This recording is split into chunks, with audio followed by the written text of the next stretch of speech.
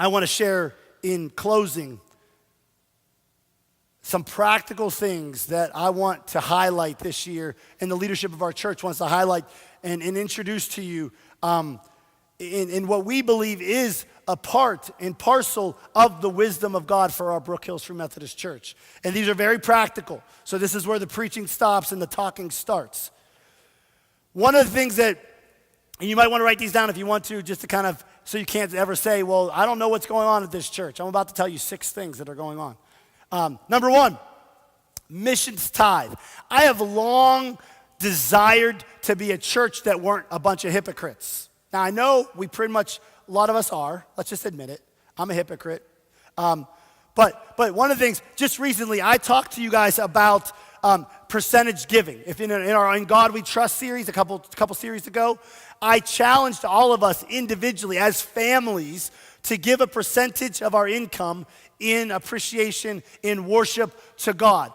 Well, that's kind of hypocritical if we're asking your family to function on 90 or 80% of your income, and the church is taking 100% to operate on. So we're asking you to operate your family on a percentage, but the church takes all of your money, and we operate all of this on it. And so what we decided to do, and we've been trying to do, and we're going to implement this year, is a missions tithe. And what that means, in the most basic way I can say it, is every dollar that is given to Brook Hills Free Methodist Church, 10 cents of it is being given away. It's being given to missions, to Liberia, to the Steubenville Mission, to New York City, to people in need, light bills, electric bills. So we are giving away 10%, and we're operating our ministry on 90%. Now, in a budget that's in excess of $300,000, we're looking over $30,000 to be given away this year. So now I know some of you love to just write $20 or $150 to missions. That's great, and we're not discouraging that. But we want you to know that all of you, if you give $1 to this church this year, you are supporting missions around the world and regionally and locally.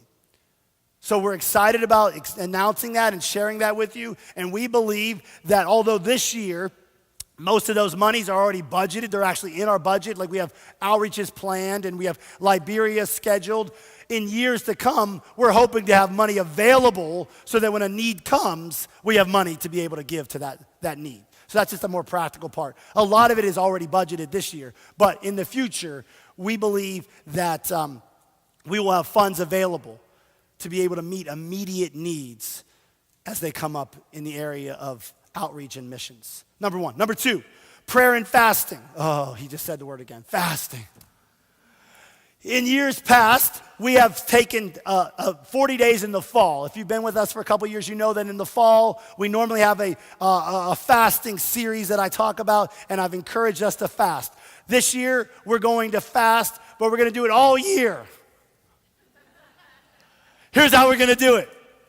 I desire that we have a more regulated schedule of fasting. So what I'm challenging us to do is fast 1 meal a week and 1 day a month. Okay? So we can talk about that. We have resources on what fasting is, and I can teach on that. But as far as the logistics of it, we're encouraging our church to fast 1 day a week. No, 1 meal a week and 1 day a month. So any day, any meal this week, you're saying, Lord, I'm going to set aside this time, withdraw the physical food, and I'm going to feed on you for that lunchtime or that dinner time. And so each week, we're going to have, each of us is going to pick a meal, and we're going to just spend and press into God, kind of what we talked about, receiving the wisdom of God. Now, 1 day a month, I'm going to call our entire church. Whether or not you participate is up to you. There's no fasting police. But the first Sunday of the month, I'm going to remind you that tomorrow, Monday, so the first Monday of the month, we're going to fast as a congregation. We're going to spend that day in prayer and fasting. And so you can join Susie and I in fasting the entire 24 hours, or you can do a portion of that day. But we believe that there are things in our lives and there's things in our church that desire for a concentrated time of prayer and fasting. And we want to encourage you that. We feel like it's our spiritual responsibility as your spiritual leaders to encourage you to do that. And so if you'll join us tomorrow, maybe this is too quick of notice, tomorrow we're going to begin fasting. And so Susie and I will be fasting all day tomorrow, praying for our whole life house churches. That's our emphasis this month. We're going to be praying for you. We're going to be praying for these groups. We're asking God to make us whole.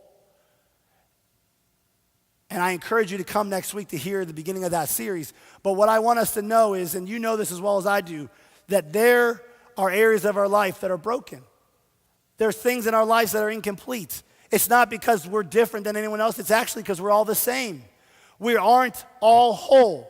We all have areas in our life that we can improve and deepen and more dedicate to God. And so Susie and I will be praying tomorrow for you all and for us to become more whole over these next couple of months. So that's the emphasis for tomorrow. So 1 meal a week and 1 day a month. And it's going to be the Monday after the first Sunday of the month is when we're going to encourage you guys to be prayer and fasting. Number 3, serve Sundays. You know, in the past, we've done Church Without Walls. How many have been a part of a Church Without Walls? What that's been, in the first 2 years we did it, was the gas buy down. So what we did was we reduced gas at 5 local gas stations by 50 cents. And so we went to the gas station attendant, and the gas station owner said, listen, if you'll lower your gas by 50 cents, at the end of the 2 hours, we'll pay what you lost. So however many gallons there was, by 50 cents, we'll pay that. It's a blessing to you, and it's a blessing to those who are getting gas. And we did that for 2 years. Last 2 years, we've actually had a community service in the park. And we took church out of this sanctuary, down into the park, and we had a community service. And we're very excited about our partnership with the 4th of July Committee, Wellsburg 4th of July Committee. They are allowing us to help kick off their week celebration of 4th of July. And so on Sunday, prior to the 4th of July, we'll have a service in the park. So that is one of our Serve Sundays. But what I want us to do this year is I want to expand it. Instead of one Sunday this year that we do not meet here and we take church out, we're actually going to have 4 Sundays. 4 of the next 52 Sundays, we're actually not going to meet in this space, but we're going to take church out into the community. So the one in June is already established, but there's March, August, and November. We're going to have 3 other Serve Sundays. And what are those? I want to briefly share what that is to you. I want them to be service-based. And I want ideas from you guys. What are some needs in our community that as a church we can meet? Maybe it's in small groups. Maybe we break up into groups of 8 to 10 and we go different places and we help different people. Or maybe it's just one big group of us go and we go do something. But I want us to believe that church is not defined by these 4 walls. And so we're going to build into our next year 4 Sundays where we leave here and we go out into the community and we are the church. We don't have church. We are the church. And so I'm open to your ideas. Our desire would be to have 100% participation, and we are going to try very, very hard. Hear me when I say this. We want these Serve Sundays to be able to have 100% participation. So well, I'm too old, or I'm too skinny, or I'm too fat, I'm too tall, I'm too short. Whatever excuse we give to stay home, we're going to try very, very hard to give something in that Serve Sunday that allows you to feel like you can participate. So please don't say, well, that's the Sunday I'm going to stay home or that's the Sunday I'm going to go to another church. This is who we are. This is our church. And so we desire to create events and Serve Sundays where all of us can participate. All right. I feel like this is taking longer than I want to, but I feel like we should have like a stretch break. I have 3 more things I want to share with you, and then we'll be done. Real quick. We've mentioned this already before, but did you know that your story, the story of Brook Hills Free Methodist Church, is being told around the world? We have been approached by our bishops. We have 3 bishops in the world, Free Methodist USA Church. They've approached us about writing our story, the ways that we have partnered with our community. And so I'm in the process with Judy Ennis of writing a book. We're actually writing a book telling a story about you all. We're coming up with 102 ways that we have partnered with our community. We're calling it Hometown Ambassadors. Hometown Ambassadors, sorry.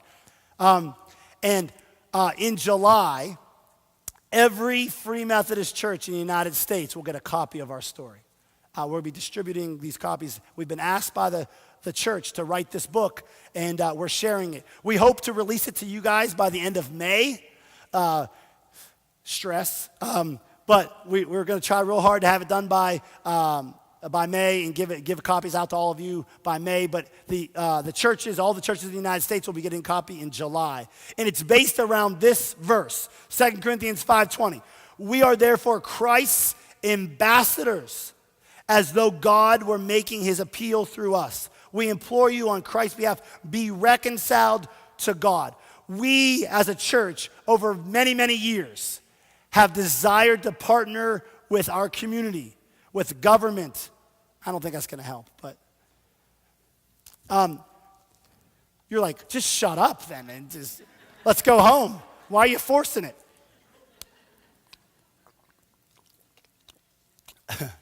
Like, listen, just quit it.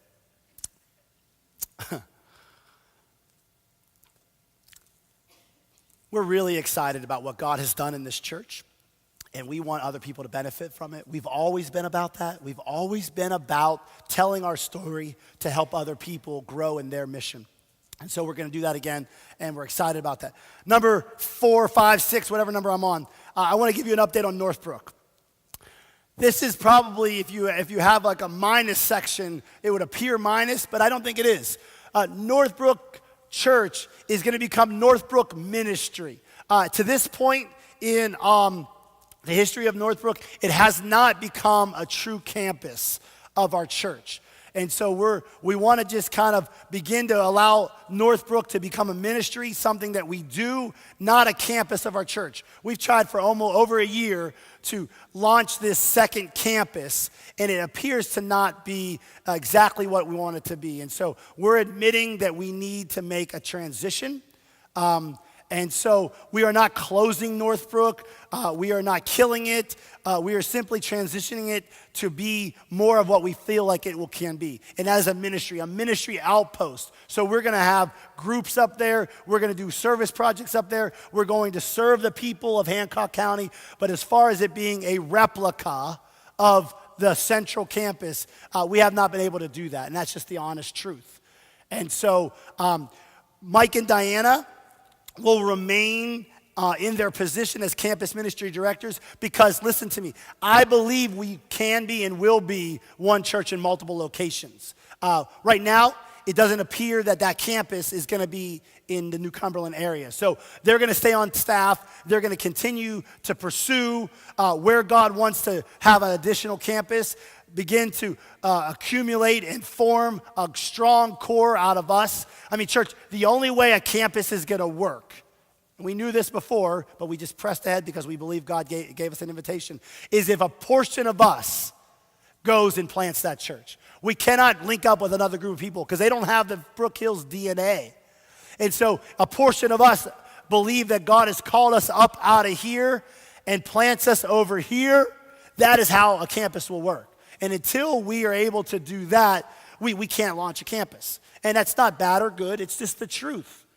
And so we believe that, and so we have charged Mike and Diana to continue to prepare our church to be in multiple locations, and so they're going to continue to do that. And finally, I want to share one thing that if you haven't been blown away yet, you will be on this one, because this gets right into our kitchens. James 1:27 says this. Can we get that?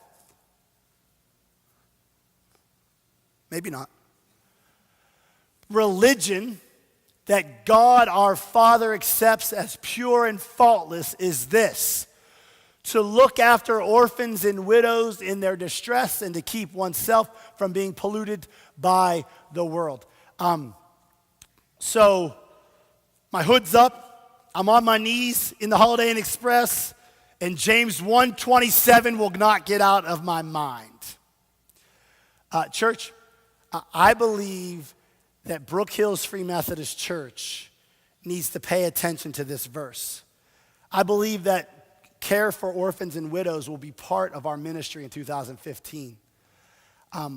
I plan to preach a series of messages about this.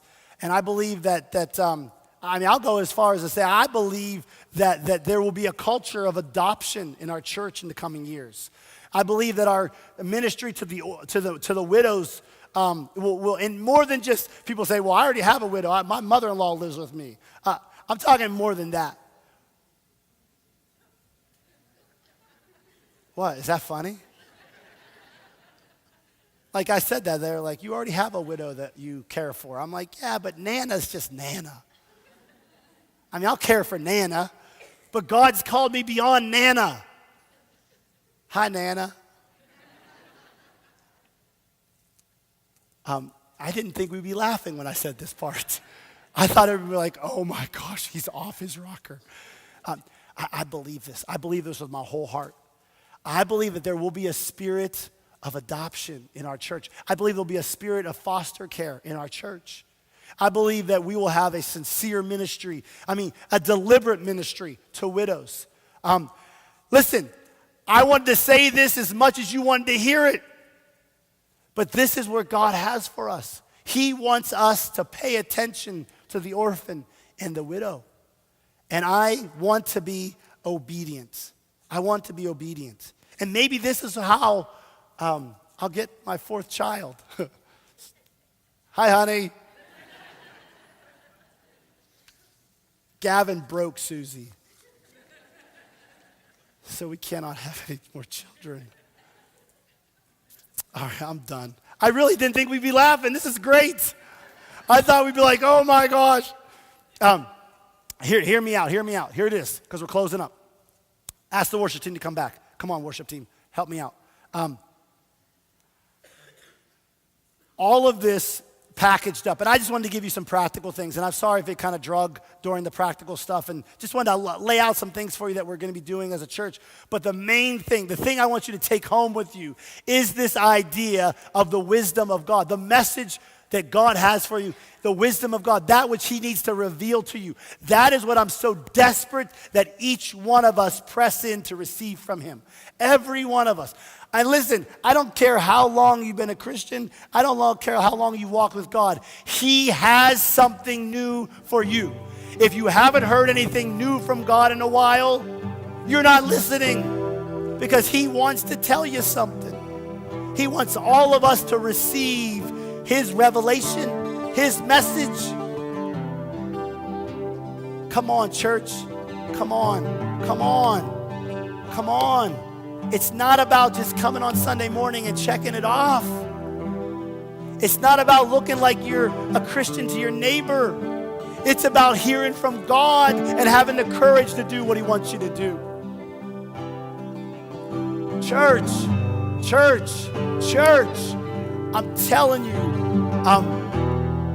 man, I'm excited about 2015. I really am. I'm prone to exaggeration, so I want to caution myself here. I can't exactly remember how I felt in the year that we were about to come into this building, so 2 years ago. I probably was pretty excited about that. But I know this for sure. This is not an exaggeration. I believe that we have the opportunity to be a drastically different church than we are a year from now than we are today. Because if we all get a revelation from God and we act on that revelation, we will not be the same people we are today. If every one of us knows on January 1st of 2016 that they heard from God last year and they did what he told them to do, we will not be the same people this year.